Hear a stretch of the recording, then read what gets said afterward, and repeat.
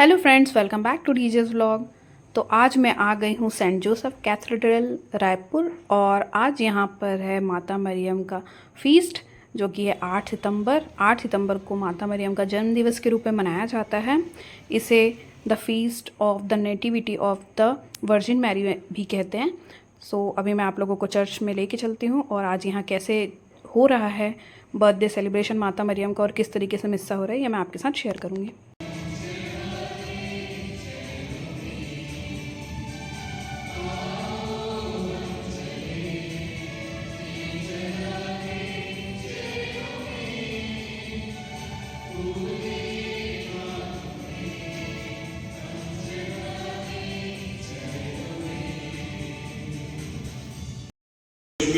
बाबू Thomas और परिवार की ओर से बलि चढ़ाया जा रहा है। प्राप्त सभी वरदानों के लिए और अच्छे स्वास्थ्य के लिए प्रार्थना करते हुए साथ ही साथ परिवार के सभी विश्वासी के आत्मशांति के लिए प्रार्थना करते हुए नायक परिवार की ओर से बलि चढ़ाया जा रहा है। मोसेस नायक, मेरी फातिमा नायक, अनुसुईया नायक को बुद्धि ज्ञान विवेक प्राप्त हो और जर्मीना नायक का अच्छे स्वास्थ्य मिले और इन मतलबों के लिए प्रार्थना करते हुए स्वर्गीय। अब यहाँ पर फादर जी बता रहे हैं कि हम माता मरियम को इतना क्यों मानते हैं और उन्हें इतना रिस्पेक्ट क्यों देते हैं। सौभाग्य ईश्वर ने माता मरियम को दिया है। दूसरा कारण है ये माता मरियम के निष्कलंक गर्भागमन। माता मरियम को अपनी माँ के पेट में जन्म लेने के पहले से ही ईश्वर ने उसे पवित्र बनाए रखा, निष्कलंक बनाए रखी, इसलिए उन्होंने उसके जन्म से पहले ही निष्पाप रखी है। तो इस प्रकार एक निष्पाप रहने वाले एक व्यक्ति, एक इंसान को हम आदर करते हैं, सम्मान करते हैं, उसकी स्तुति करते हैं। तीसरी बात है कि माता मरियम को ईश्वर ने 2 बार पवित्र आत्मा से अभिव्यंजित किया है। स्वर्गदूत के संदेश के बाद जब माता मरियम ने स्वर्गदूत से पूछा कि ये कैसे संभव है, तो स्वर्गदूत ने उनसे कहा कि पवित्र आत्मा आप पर उतरेगी और पवित्र आत्मा की शक्ति से आप गर्भ धारण करेंगे। तो यह स्पष्ट हुआ कि पवित्र आत्मा ने माता मरियम के ऊपर उतरा है, उसे अभिव्यंजित किया है, चुना है और विशेष महत्व और कृपा प्रदान की है। इसी प्रकार प्रभु यीशु क्रिस्त के स्वर्गारोहण के बाद जब पेंतकोस्त के दिन आया, जब माता मरियम अपने प्रेरितों के शिष्यों के साथ, यीशु के शिष्यों के साथ उपस्थित रही है, पवित्र आत्मा सबों के ऊपर उतरे हैं, उसमें माता मरियम ने भी पवित्र आत्मा को ग्रहण किया है। तो इस प्रकार 2 बार पवित्र आत्मा से अभिव्यंजित होना ये दर्शाता है कि वह कोई साधारण व्यक्ति नहीं है, वह एक विशिष्ट व्यक्ति है और इस विशिष्ट व्यक्ति को सम्मान करना, आदर करना हमारा जिम्मेदारी बनती है। और हम ये भी जानते हैं कि माता मरियम यीशु के मुक्ति कार्य में सौभागिनी है। यीशु के जन्म से लेकर के यीशु के क्रूस के मृत्यु तक उन्होंने यीशु के साथ चली है और क्रूस के नीचे खड़ी होकर के माता मरियम ने यीशु का दुख को अपनाया है। भले शारीरिक रूप से नहीं बल्कि आध्यात्मिक रूप से यीशु के सारी पीड़ाओं को माता मरियम ने अपने शरीर में, अपने आत्मा में झेला है। तो इस प्रकार माता मरियम को यीशु ने अपने मुक्ति कार्य में सहभागिनी बनाया है, इसलिए भी हम माता मरियम को आदर सम्मान करते हैं। तो इन सब कार्यों से हम सीख सकते हैं कि माता मरियम हमारे लिए एक रोल मॉडल है, एक नमूना है, अनुकरण करने का एक या प्रथम व्यक्ति कह सकते हैं।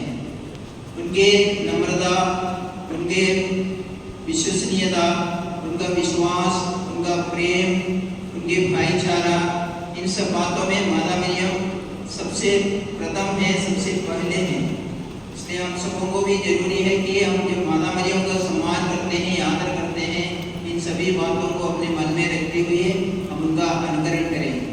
अब सवाल है कि क्या हम सिर्फ माता मरियम का भक्ति करते हैं या उन उनसे प्यार करते हैं और उनका अनुकरण करते हैं या नहीं। मिसा बलिदान में भाग लेने के लिए हम लोग यहाँ उपस्थित हैं। ये ईश्वर का धन्यवाद का मिसा है। उन्होंने अपने स्वर्गीय पिता को धन्यवाद देने के लिए अपने आप को अर्पित किया है और सबसे महत्वपूर्ण बलिदान है। इस महत्वपूर्ण बलिदान में जब स्वयं प्रभु यीशु क्रिस्त अपने स्वर्गीय पिता को धन्यवाद देते हैं मुक्ति का कार्य उनके द्वारा संपूर्ण करने के लिए, मानव मुक्ति के लिए अपने आप को एक बलि के रूप में अर्पित किए हुए यीशु क्रिस्त उसी बलि को यहाँ दोहराते हैं। और इस बलिदान में भाग लेने वाले हम सभी को भी चाहिए कि माता मरियम को जैसा यीशु के साथ क्रूस के नीचे खड़े हो जाए, यीशु के साथ माता मरियम के जैसा अपने आप को पूर्ण रूप से समर्पित करें, यीशु के साथ माता मरियम के जैसा निष्पाप बनने का प्रयास करें। इसलिए हमें जरूरी है कि हम इस अवसर पर अपने पापों के लिए पछतावा करें, हमारे किए हुए सभी अपराधों के लिए क्षमा मांगें।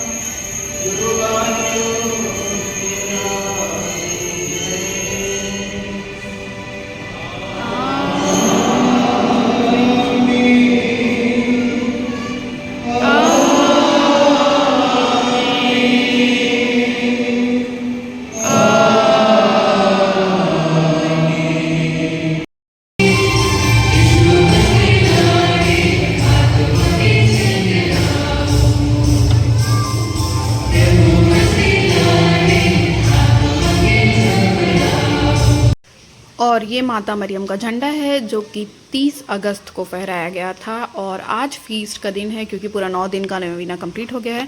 तो आज इसको उतार के अंदर वापस रख दिया जाएगा। तो अभी फादर्स लोग आएंगे और इस झंडे को भी आज के दिन ही उतारेंगे। और साथ साथ यहाँ चर्च के बाहर यूथ के बच्चे कैंडल्स और रोज़री ये सारी चीज़ें भी बेच रहे थे। तो बहुत अच्छा इनके द्वारा इनिशिएटिव है, अच्छा लग रहा था। और बहुत अच्छे अच्छे कलेक्शंस भी थे इनके पास, ब्रेसलेट्स के फॉर्म में भी रोज़री थी। अब यहाँ पर फादर आ रहे हैं और अब यहाँ पर झंडा को उतारा जाएगा।